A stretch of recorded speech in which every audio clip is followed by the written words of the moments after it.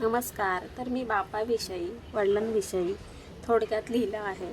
माझ्या भावना मी व्यक्त केल्या आहेत, त्या तुम्हाला मी बोलून दाखवते. जगावेगळा बाप माझा, सांगा कुठे बघितलंय का असा बाप? माझा जीवनाचा काळजाचा तुकडा, सोडून गेला लांब वळणावर, कधी न परत येणाऱ्या वाटेवर. बाप माझा मायेचा सागर, दुःख दूर करणारा, सतत सुखी ठेवणारा हसता डोंगर. नाही सर कुणा त्याची सहनशीलतेचा विठ्ठल, माय माझी रखुमाई साध्या भोळ्या स्वभावाची, आनंदाने सेवा करणारी बाबांची, माझ्या आमची आनंदी मायेची ओंजळ.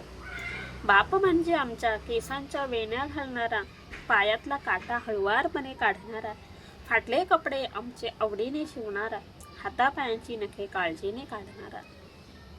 बाप म्हणजे चुकलं काही आमचं तर जोराने ओरडणारा, आणि पुन्हा स्वतःच येऊन मायेने जवळ घेऊन, चुकलं बेटा माझं माफ कर मला असं म्हणणारा, मनात भरभरून माया असणारा.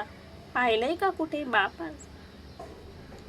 माहेरी गेल्यावर जवळ छातीशी धरून खळखळून हसणारा, आनंदाने भरभरून जाणारा, लहान मुलासारखे प्रेम करणारा व करून घेणारा.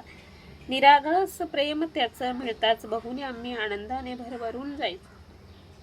बाप म्हणजे बापच हो, तो नाही ना येणार कुणाला त्याची सर. बाप असताना सगळीकडे घरात किती आनंदी आनंद असायचा. आता मात्र माहेरी गेल्यावर सर्व घर रिकामं वाटतं. माहेरून सासरी परत जाताना दारात उभा राहून पडल्या चेहऱ्याने लांबपर्यंत हात करणारा, हरवला ना कुठेतरी बाप माझा, आम्हाला निहाळणारा बाप माझा, बाप माझा.